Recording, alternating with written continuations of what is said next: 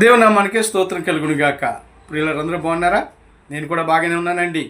ప్రియులరా, మరి మనము యేసుక్రీస్తు రెండవ రాకడ సమయాన్ని మరి ధ్యానించుకుంటూ, ఆ రాకడి గురించి వివరాలు ధ్యానించుకుంటూ, మనం ఇప్పుడు 7 సంఘాల గురించి మనం ధ్యానిస్తూ వస్తూ ఉంటున్నాం. ఆ 7 సంఘాల్లో ఉన్నటువంటి విషయాలను ధ్యానించుకుంటూ 6వ సంఘమైన ఫిలదెల్ఫియ సంఘానికి వచ్చాం. ఇప్పుడు అక్కడ ఒక విషయాన్ని నేను ధ్యానించాం.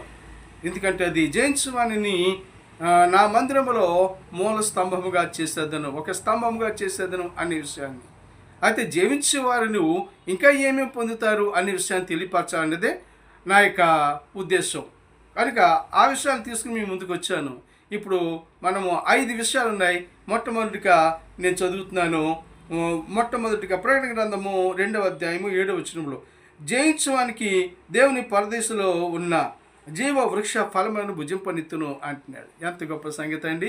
ప్రియులరా, మనం జయించినట్లయితే ఈ శత్రువు మనకి ఎవరు కాదండి, మన శరీరమే మనకి శత్రువు.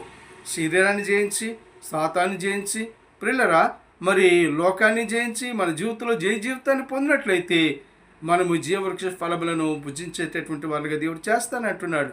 ప్రియులరా, ఇవన్నీ సంపాదించుకోవాలి అని అంటే దేవుని యొక్క సహాయం కావాలి, ఆత్మ సహాయం కావాలి.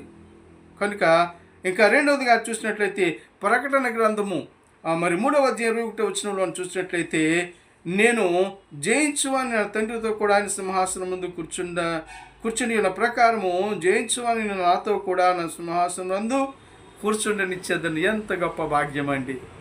ప్రియులరా, మనము ప్రభు యొక్క సాన్నిధ్యంలో మనము ఇలాగా కొనసాగుతున్నామనంటే ఇట్టి ధన్యతలు మనం పొందుకుంటున్నామన్నమాట అండి. మూడవదిగా చెప్తున్నాను, మరి ప్రకటన గ్రంథము 2వ అధ్యాయం 11వ వచనము, జయించువాడు రెండవ మరణమును వలన ఏ హానియు చెందడు. అంటే దేవుని యొక్క రాజ్యములో నిత్య జీవంతో యుగయుగములు దేవుడితో జీవించేవాడిగా ఉంటాడనే విషయాన్ని ఈ వాక్యం తెలియచేస్తూ ఉంది. అంతేకాదు, మరి మరొక వచనం చూసినట్లయితే ప్రకటన గ్రంథము 2వ అధ్యాయం 17వ వచనంలో, జయించువానికి మరుగైన మన్నాను భుజింపనిచ్చేదను. దేవునామానికి స్తోత్రం కలుగునుగాక. అంతేకాదండి ప్రియులరా, ఇంకా మనం చూసినట్లు ప్రకటన గ్రంథము 2వ అధ్యాయం 26వ వచనంలో, నేను నా తండ్రి అధికారము పొందినట్లు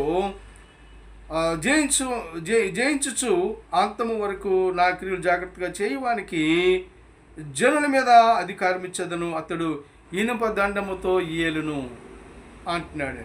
ఇంకా చూసినట్లయితే ప్రకటన గ్రంథం 3వ అధ్యాయం 5వ వచనంలో, జయించువాడు అలాగూ తెల్లని వస్త్రం ధరించుకొనును,